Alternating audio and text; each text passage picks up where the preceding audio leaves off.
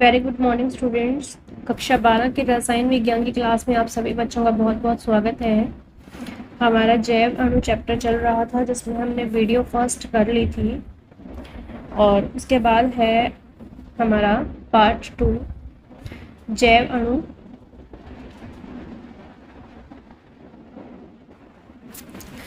Part 2 के अंदर हम डाइसैकेराइड्स करेंगे। मोनोसैकेराइड्स के ग्लूकोज और फ्रक्टोज दो मॉलिक्यूल्स की डिटेल हमने कर ली थी। आज हम करेंगे डाइसैकेराइड्स। डाइसैकेराइड्स की डेफिनेशन हम लोग पहले भी कर चुके हैं कि वे कार्बोहाइड्रेट जो दो मोनोसैकेराइड इकाइयों के योग से बनते हैं उन्हें डाइसैकेराइड्स कहते हैं। अब डाइसैकेराइड्स के अंदर ये जो दो मोनोसैकेराइड्स इकाइयाँ होती हैं वो ग्लाइकोसिडिक बंध द्वारा, कौन से बंध द्वारा? ग्लाइकोसिडिक बंध द्वारा आपस में जुड़े रहते हैं। तो इसके अंदर तीन उदाहरण है। पहला है इसमें सुक्रोज, दूसरा है इसमें माल्टोज और तीसरा है इसमें लैक्टोज। तो ये तीनों के तीनों एग्जांपल्स जो हैं हमें तभी समझ में आएंगे अगर हमें ग्लूकोज और फ्रक्टोज की संरचनाएं बहुत अच्छे से अगर समझ में आई हुई हैं। पहला है इसमें सुक्रोज।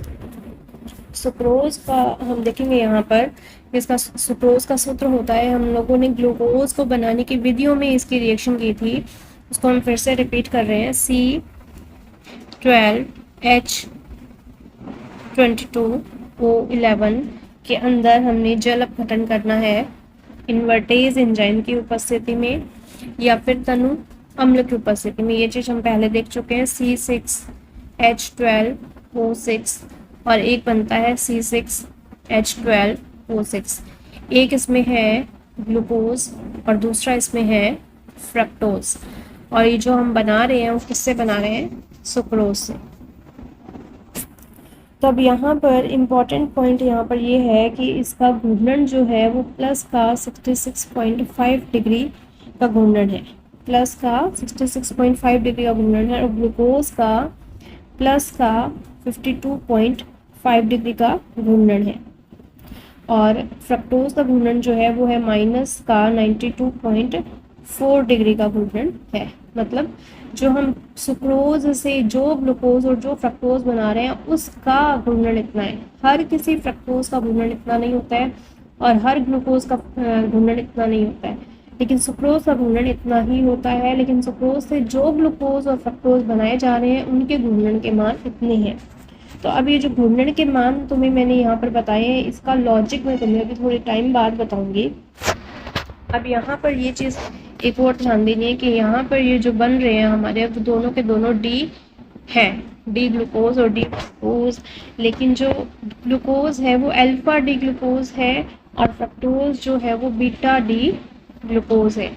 तो हमने यहाँ पर ऊपर संरचनाएं बनाई थी पहले, अल्फा डी ग्लूकोपाइरेनोज और दूसरी थी हमारी बीटा डी फ्रक्टोपाइरेनोज। तो इन दोनों की हेल्प से, एक तो अल्फा डी ग्लूकोपाइरेनोज और दूसरा है बीटा डी फ्रक्टोपाइरेनोज, इन दोनों की हेल्प से यहाँ पर क्या बन रहा है? सुक्रोज का निर्माण हो रहा है। तो यहाँ पर हम सुक्रोज की संरचना को देखने के लिए हमें अल्फा डी ग्लूकोपाइरेनोज और बीटा डी फ्रक्टोपाइरेनोज की संरचना का पता होना चाहिए। अब तो इसके लिए मैं करती हूँ, इन दोनों संरचनाओं को मैं उधर ले जाती हूँ। तो यहाँ पर मैंने अल्फा डी ग्लूकोज के नीचे अल्फा डी ग्लूकोपाइरेनोज की संरचना बना दी है और बीटा डी फ्रक्टोज के नीचे मैंने बीटा डी फ्रक्टोफ्यूरेनोज की संरचना बना दी है। अब इसके अंदर खासियत जो है वो ये है कि जब सुक्रोज बनेगा तो अल्फा डी ग्लूकोज का पहला नंबर कार्बन, ग्लूकोज का पहला नंबर कार्बन और फ्रक्टोज का चौथा नंबर कार्बन आपस में ग्लाइकोसिडिक बंध से जुड़ेंगे। मतलब ये वाला पहला नंबर कार्बन और इसका चौथा नंबर कार्बन, सॉरी दूसरा नंबर कार्बन आएगा यहाँ पर, फ्रक्टोज का दूसरा नंबर कार्बन, पहले का ये वाला और फ्रक्टोज का ये दूसरा नंबर कार्बन। अब दूसरे नंबर कार्बन को हमें पहले नंबर कार्बन के नज़दीक लाने के लिए क्या करना पड़ेगा?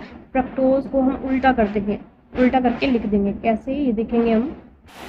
अब यहाँ पर देखिए ये है पहला नंबर कार्बन, इसको हम बिल्कुल एकदम इस कोने पर ले जाएंगे। ये वाला आ गया पहला नंबर कार्बन। उसके बाद दूसरा नंबर कार्बन ये आ गया, इसके जस्ट ऊपर है OH ग्रुप। तीसरे नंबर कार्बन पर हमारा ऊपर OH है और नीचे H है। चौथे नंबर कार्बन पर हमारा वहाँ पर H ऊपर है और OH नीचे है। और पांचवें नंबर कार्बन पर छठा नंबर कार्बन CH2OH ऊपर है और हाइड्रोजन नीचे है। तो अभी हमारा ये जो कंप्लीट प्रोसेस है वो कंप्लीट नहीं हुआ है अभी, तो इसको मैं छोटा करके इसके यहाँ पर लगा देती हूँ। अभी यहाँ पर देखो कि एक नंबर कार्बन जो है वो नीचे था, अब हमने उसको ऊपर लेकर जाना, CH2OH, और छठा नंबर कार्बन ऊपर था, इसको हम नीचे लेकर आएंगे। ठीक है, इसी तरह से जितने भी OH और H ग्रुप हैं उनको सभी को अदला बदली हम कर देंगे। हमने ये अदला बदली कर दी है, सारे के सारे ग्रुप्स को हमने एक दूसरे के अपोजिट साइड पर लगा दिया। अब मैं इसको छोटा करके इसके सामने यहाँ पर लगा देती हूँ। ठीक है, तो अब यहाँ पर जो मैं चाहती थी कि एक नंबर कार्बन जो है वो ग्लूकोज का जो एक नंबर कार्बन जो है वो यहाँ पर आ जाए, फ्रक्टोज के 2 नंबर कार्बन के सामने आ जाए। तो अब यहाँ पर देखो क्या हुआ है कि ग्लूकोज का जो 1 नंबर कार्बन है फ्रक्टोज के 2 नंबर कार्बन पर आ गया है, और ये पॉजिटिव था, ये भी पॉजिटिव था, जैसे घूम रहा था वो वैसे ही घूम रहा है, ये भी जैसे घूम रहा था वैसे ही, ये लेकिन ये नेगेटिव हो गया, उल्टा हो गया। तो हमने इसको यहाँ पर 2 स्टेप्स में इसको उल्टा कर दिया है। अब उल्टा करने के बाद क्या होगा, हमारा अल्फा डी ग्लूकोपाइरेनोज और बीटा डी फ्रक्टोपाइरेनोज आपस में 1 और 2 ग्लाइकोसिडिक बंध से जुड़ेंगे। अब इसका जुड़ने का तरीका क्या रहेगा कि इसका हाइड्रोजन और इसका OH जुड़ करके बाहर निकल जाएंगे और H2O निकालेंगे, ये वाला जो H2O है। ठीक है, और यहाँ पर एक ग्लाइकोसिडिक बंध बन जाएगा। देखते हैं क्या, तो ये देखो यहाँ से दोनों से हाइड्रोजन, यहाँ पर भी OH ग्रुप था और यहाँ पर भी 2 OH ग्रुप था। तो यहाँ पर क्या हुआ, एक हाइड्रोजन निकला और एक OH निकला, दोनों के बीच में एक ऑक्सीजन रह गया और उस ऑक्सीजन को हमने यहाँ पर लगा दिया। ये हमारी बन गई रोज की संरचना। क्लियर है। अब उसके बाद है हमारी कि इसमें इम्पोर्टेंट पॉइंट। अब यहाँ पर देखो कि ग्लूकोज के अंदर 1 नंबर कार्बन जो है वो ग्लूकोज का 1 नंबर कार्बन पर CHO ग्रुप होता है और फ्रक्टोज के 2 नंबर कार्बन पर कीटोन ग्रुप होता है। अब किसी भी चीज़ ने अगर अपचयन करना है ग्लूकोज के ऊपर या फ्रक्टोज के ऊपर, तो वो अपचयन करने के लिए एल्डिहाइड ग्रुप ढूंढने की कोशिश करेगा इसमें, और इसमें कीटोन के ग्रुप को ढूंढने की कोशिश करेगा। लेकिन यहाँ पर दोनों ने मिलकर के ग्लाइकोसिडिक बंध बना लिया है, तो यहाँ पर जो CHO ग्रुप है, कीटोन ग्रुप है, वो उसको नहीं मिलेगा तो वो उसका अपचयन नहीं कर पाएगा, या फिर ये किसी का भी अपचयन नहीं कर पाएगा। तो इसका मतलब क्या है कि सुक्रोज एक अनअपचायक शर्करा है। ठीक है, सुक्रोज एक क्या है, अनअपचायक शर्करा है। ठीक है, इम्पॉर्टेंट है, बहुत ज़्यादा इम्पॉर्टेंट है ये कि निम्न में से अपचायक शर्करा ढूंढो, निम्न में से अपचायक शर्करा कौन सी नहीं है, निम्न में से अनअपचायक शर्करा ढूंढो, या कोई भी छोटा मोटा क्वेश्चन किसी भी तरीके से पूछा जा सकता है। उसके बाद दूसरा पॉइंट क्या है कि सुक्रोज जो है वो एक दक्षिण आवृत्ति घूर्णन ध्रुवक है। क्या है, दक्षिण ध्रुवण घूर्णक है, और इसकी पहचान क्या होती है, ये वाला प्लस का साइन जो है वो इसको शो कर रहा है कि ये दक्षिण दिशा में घूमता है। ठीक है, और जब हम इसका जल अपघटन कर देते हैं तो हमें ग्लूकोज प्राप्त होता है और एक फ्रक्टोज प्राप्त होता है। ग्लूकोज जो है वो खुद एक दक्षिण ध्रुवण घूर्णक है और फ्रक्टोज जो है वो वाम ध्रुवण घूर्णक है। माइनस का निशान जो है वो हमें शो कर रहा है, लेकिन यहाँ पर जो फ्रक्टोज का वो वाम का मतलब नेगेटिव की जो वैल्यू है वो ज़्यादा है, प्लस माइनस का 92 है ग्लूकोज के, प्लस के 52 से ज़्यादा है। ज़्यादा होने की वजह क्या है कि इसका ओवरऑल वैल्यू जो है, इन दोनों की जो ओवरऑल वैल्यू है वो नेगेटिव आती है और इसकी वैल्यू जो है वो पॉजिटिव है। मतलब जल अपघटन करने के बाद इसका ध्रुवण घूर्णक जो है वो प्लस से माइनस हो जाता है, मतलब इसके घूमने की दिशा जो है वो चेंज हो जाती है, इसलिए सुक्रोज के जल अपघटन को इक्षु शर्करा का प्रतीपन कहते हैं। जो सुक्रोज है इसको इक्षु शर्करा भी कहते हैं। तो इक्षु शर्करा के कारण प्रतीपन हो रहा है, उल्टा हो रहा है, और सुक्रोज के जल अपघटन से प्राप्त ग्लूकोज और फ्रक्टोज का मिश्रण अपवृत शर्करा कहलाती है। ठीक है, सुक्रोज को हम और क्या कहते हैं, अपवृत शर्करा भी कहते हैं, और जो हमारा ये जो मिश्रण प्राप्त हो रहा है इसको अपवृत शर्करा भी कहेंगे, या फिर प्रतीप शर्करा भी इसको कह सकते हैं। तो ये जो मैंने पॉइंट्स लिखे हैं लास्ट में ऑरेंज कलर वाले से, सारे के सारे इंपॉर्टेंट पॉइंट्स हैं। उसके बाद अगला टॉपिक है हमारा, अगला एग्जांपल है हमारा माल्टोज। हमारा सुक्रोज हो चुका है, इसमें अगला है माल्टोज। माल्टोज के अंदर हम देखेंगे कि माल्टोज का सूत्र भी सेम वही होता है जो सुक्रोज का होता है, C12H22O11। इसके अंदर जब हमने जल डाला तो माल्टेज एंजाइम का उपयोग होता है। किसका होता है, माल्टेज एंजाइम का उपयोग होता है, या फिर तनु अम्ल की बात है। तो इसमें हमें मिलता है एक ग्लूकोज और दूसरा फिर से ग्लूकोज मिलता है।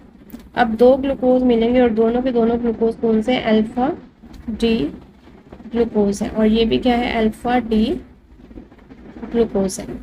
तो हमने अब अल्फा डी ग्लूकोज और अल्फा डी ग्लूकोज के साथ इसमें क्या है कि पहला ग्लूकोज का फर्स्ट और दूसरे ग्लूकोज का फोर्थ कार्बन जो है वो आपस में जुड़ जाएंगे। तो हमने यहाँ पर अल्फा डी ग्लूकोज ये लिया था, इसी को हम उठा करके वहाँ पर कॉपी कर लेते हैं।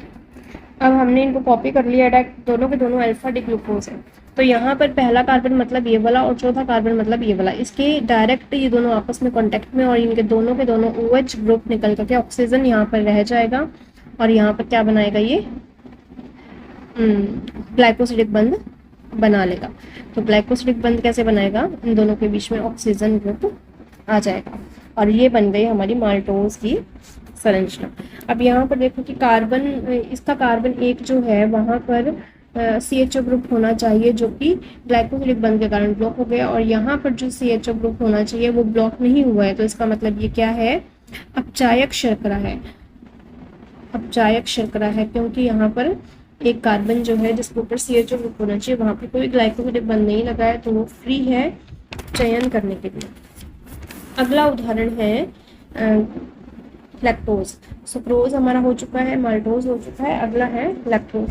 अब लैक्टोज का सूत्र भी सेम वही होता है, C12H22O11। अब इसमें हमने H2 डाला, और लैक्टेज एंजाइम की उपस्थिति में, लैक्टेज एंजाइम की उपस्थिति में या तनु अम्ल की उपस्थिति में एक तो मिलेगा हमें ग्लूकोज C6H12O6 ग्लूकोज, और दूसरा हमें मिलेगा गैलेक्टोज जिसका सूत्र सेम है C6H12O6 GALACTOS गैलेक्टोज। तो अब यहाँ पर ये जो अल्फा डी दोनों के दोनों जो हैं वो बीटा डी है, बीटा डी ग्लूकोज और बीटा डी गैलेक्टोज। अब हम बीटा डी ग्लूकोज और बीटा डी गैलेक्टोज को देखेंगे। बीटा डी ग्लूकोज की संरचना हम लोग देख चुके हैं, बीटा डी गैलेक्टोज की संरचना को हम देखेंगे। अब यहाँ पर ये जो बीटा डी ग्लूकोपाइरेनोज है इसको उठा करके हम एज इट इज वहाँ पर लेकर जाते हैं।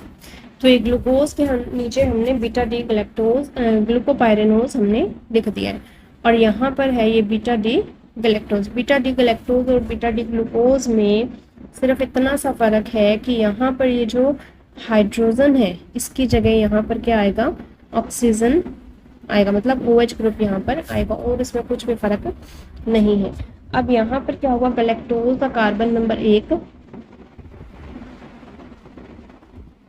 गैलेक्टोज का कार्बन नंबर 1 और ग्लूकोज का कार्बन नंबर 4, मतलब गैलेक्टोज का कार्बन नंबर 1 और ग्लूकोज का कार्बन नंबर 4। अब यहाँ पर भी ये CHO ग्रुप है यहाँ पर, और यहाँ पर भी ये CHO ग्रुप है, तो CHO ग्रुप इसका भी एक फ्री है, तो यहाँ पर भी क्या हो जाएगा, ये अपचायक शर्करा। अब यहाँ पर क्या है, ये वाला OH ग्रुप है और यहाँ पर ये वाला OH ग्रुप है, तो इन दोनों के बीच में बंध बन जाए।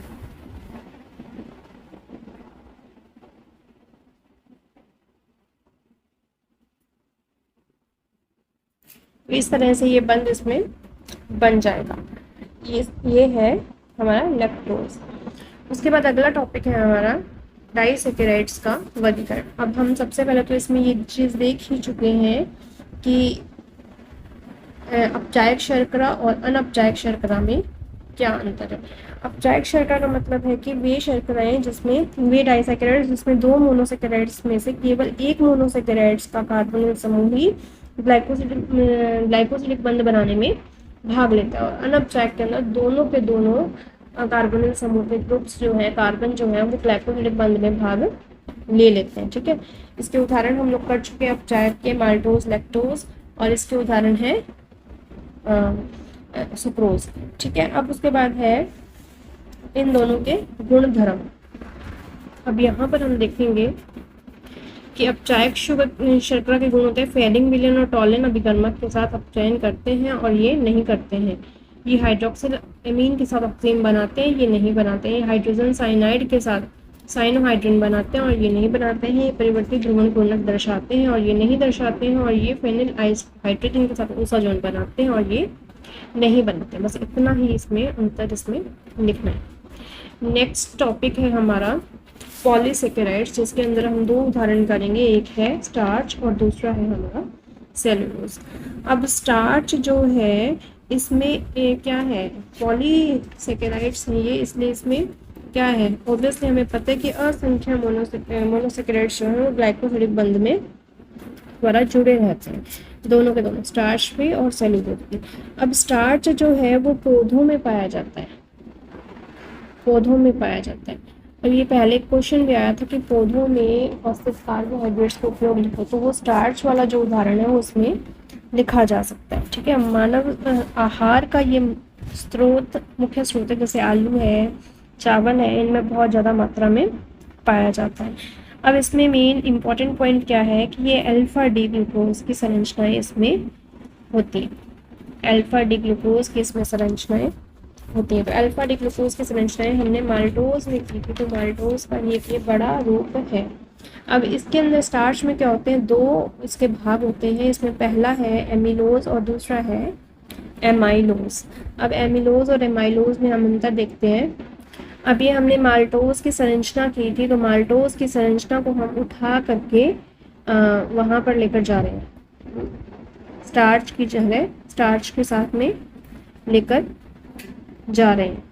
ठीक, अब यहाँ पर क्या हुआ है, एमाइलोज में हमने माल्टोज को एज इट इज़ रख दिया।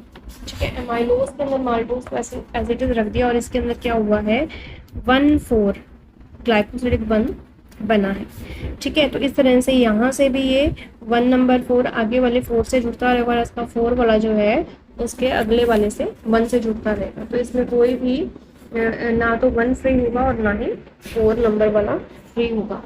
ठीक है, अगर किसी का 1 नंबर वाला फ्री होगा तो वो एमाइलोपेक्टिन सीरीज बना लेगी। वो कैसे बनाएगी कि जैसे एक सीरीज, एक लाइन ये है और दूसरी लाइन ये है, तो इसमें क्या होगा, 1,4 तो बनेगा ही बनेगा, 1,6 बॉन्ड भी बनेगा, मतलब पहले नंबर वाला ये और इसका है ये छठे नंबर वाला कार्बन, इसके बीच में क्या बनेगा, एक ग्लाइकोसिलिक बंध बनेगा। अभी दिखा, अभी यहाँ पर मैंने ये वाला OH ग्रुप जो है डिलीट कर रही हूँ, और ये वाला OH ग्रुप डिलीट कर रही हूँ, और इधर से ये वाला OH ग्रुप डिलीट कर रही हूँ, और इन दोनों के बीच में बन जाएगा ग्लाइकोसिलिक बंध।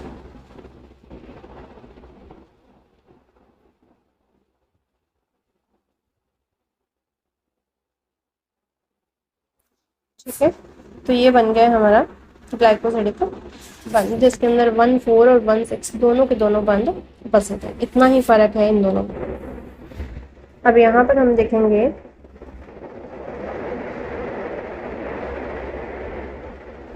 एमाइलोज के अंदर,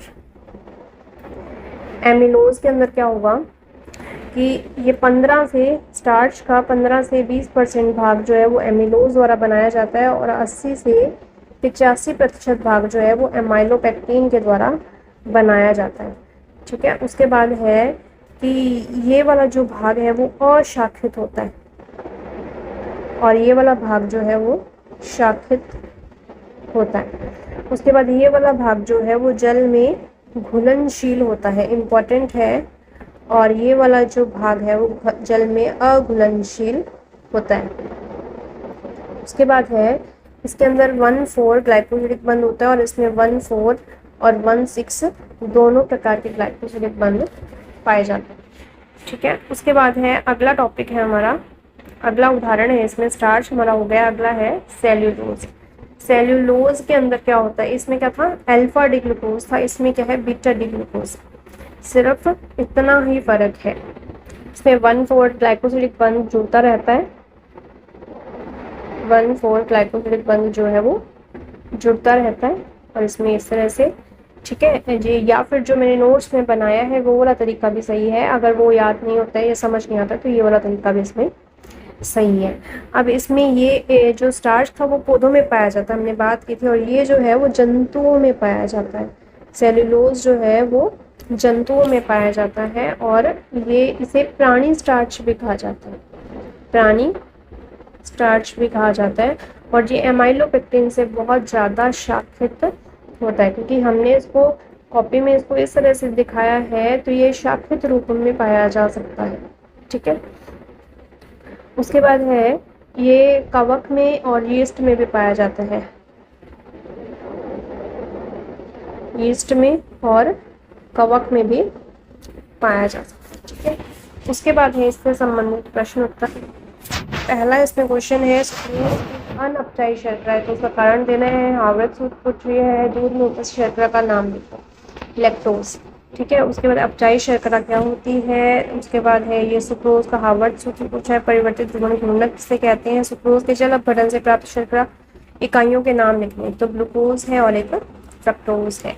उसमें इसके रासायनिक समीकरण देनी है, माल्टोज का पूछा है, लैक्टोज का पूछा है, प्रतीप शर्करा क्या होती है वो पूछा है, अपचाई अनअपचाई को उदाहरण सहित समझाना है, स्टार्च के आवश्यक घटकों के नाम लिखने हैं, मतलब एमाइलोज और एमाइलोपेक्टिन। ब्रेड में कौन सा कार्बोहाइड्रेट होता है, ब्रेड के अंदर स्टार्च उपस्थित होता है, कौन सा उपस्थित होता है, स्टार्च उपस्थित होता है, क्योंकि पौधों में पाया जाता है। तो ब्रेड जो है वो एक नॉनवेज है, नॉनवेज नहीं है, तो ये स्टार्च में है। स्टार्च और सेल्यूलोज के बीच में संरचनात्मक अंतर लिखना है, संरचनात्मक अंतर में क्या आ जाएगा कि स्टार्च जो है उसमें अल्फा डी ग्लूकोज होता है और इसमें बीटा डी ग्लूकोज पाया जाता है। ठीक है, और ये इसमें दो ब्रांचेस होती हैं, एक तो एमिलोज और एमाइलोपेक्टिन, इसके अंदर कोई ब्रांच नहीं होती है, लेकिन एमाइलोपेक्टिन से ये ज़्यादा ब्रांचेस इसमें पाई जाती हैं। ठीक है, इस तरह से इसमें 1,4 ग्लाइकोसिलिक बंध होता है और 1,6 भी ग्लाइकोसिलिक बंध होता है और इसमें अकेला 1,4 ग्लाइकोसिलिक बंध पाया जाता है। इस तरह से तुम लोग कितने भी एग्जाम्पल इसमें दे सकते हो।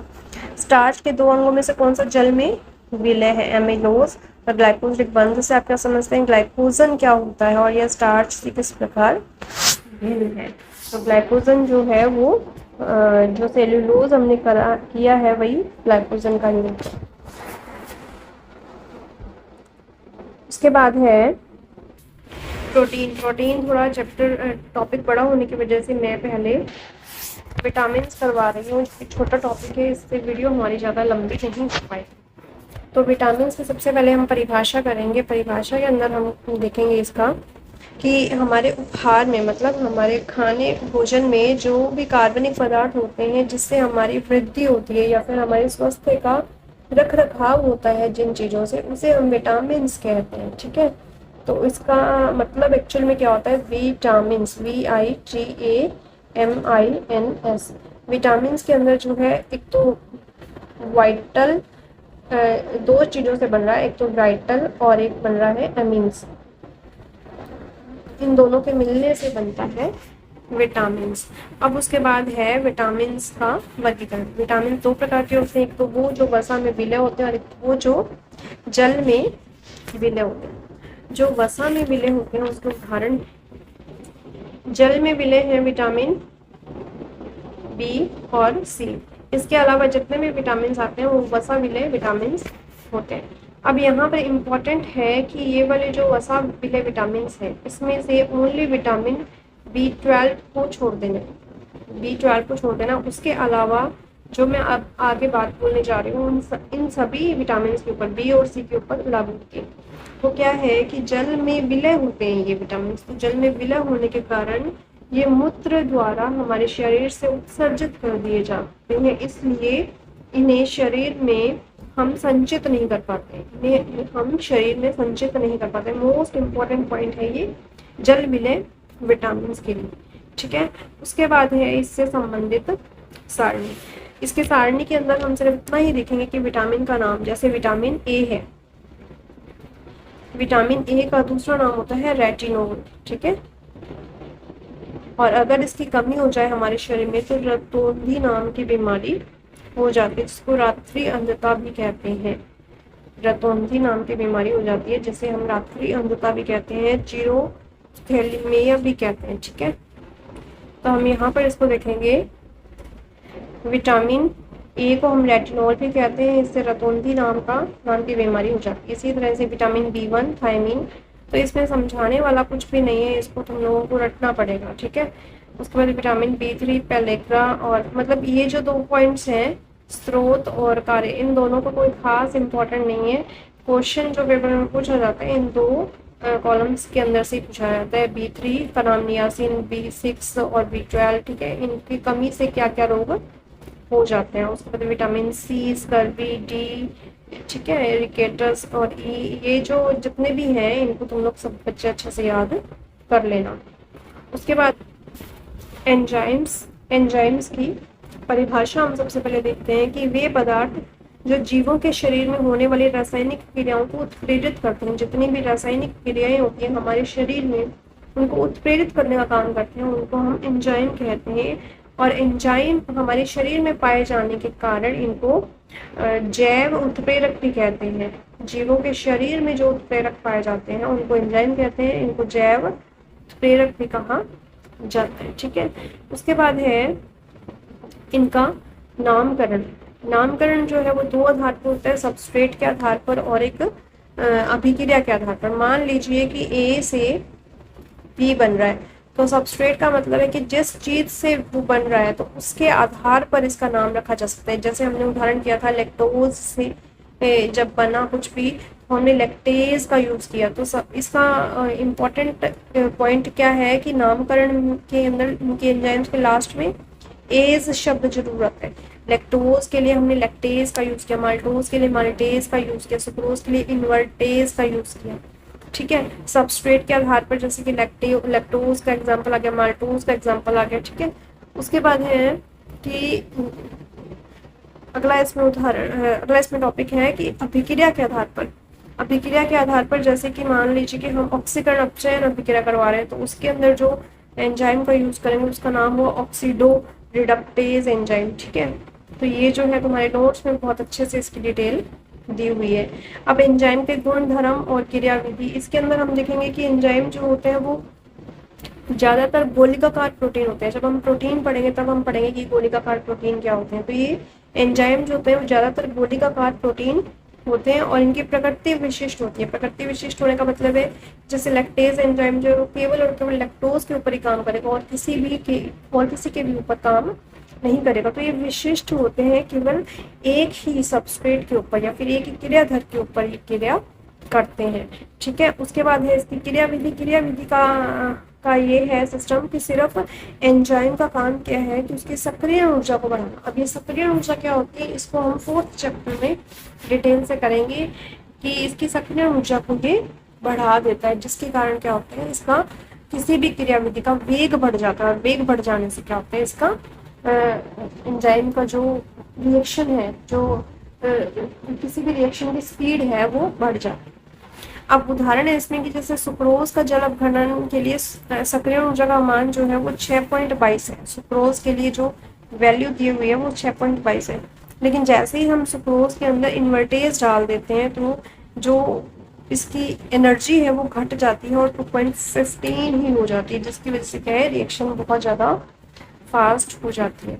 अब इसका मतलब ये है कि रिएक्शन जो है वो ऐसे चल रही थी, मतलब किसी रिएक्टेंट को प्रोडक्ट बनाने के लिए इतनी ऊंचाई पर जाना पड़ेगा और फिर उसके बाद वो प्रोडक्ट यहाँ पर जाकर के बनेगा। लेकिन जैसे ही हमने उसके अंदर एंजाइम डाला, प्रेरक डाला, तो क्या हुआ उसकी एनर्जी जो है वो 2.15 पर पहुंच गई। मतलब कि रिएक्टेंट्स को कम मेहनत से ही वो अपने प्रोडक्ट्स में चेंज हो जाएंगे, ठीक है। अब उसके बाद इसके जो क्वेश्चंस हैं वो हम एक बार देख लेते हैं। एंजाइम किसे कहते हैं, ठीक है, हो जाएगा। एंजाइम की क्रियाविधि को समझाओ, विटामिन ए और बी हो जाएगा। इसकी कमी से होने वाले रोगों के नाम बताने हैं। जल विलय किन्हीं 2 विटामिन के नाम बताओ, तो वो मैंने बता दिया, बी और सी। ये तुम्हारे नोट्स में नहीं था, बी और सी ये लिख लेना। वसा विलय और वसा जल विलय में अंतर बताना, ये भी हो जाएगा। उसके बाद विटामिन ए बी सी और डी क्या था, फिर इनको वर्गीकृत करना है, ये हो जाएगा। उसके बाद विटामिन सी को हम संचित क्यों नहीं कर पाते, क्योंकि ये मूत्र के द्वारा हमारे शरीर से बाहर निकल जाता है। उसके बाद विटामिन का नाम लिखो जिसकी कमी से कलवंशन रोग हो जाता है। कलवंशन रोग देख लेना, उसमें किसका था, तो कलवंशन को इंग्लिश में है ये शब्द, तो हिंदी में इसको मैं सर्च करके तुम्हें बताऊंगी।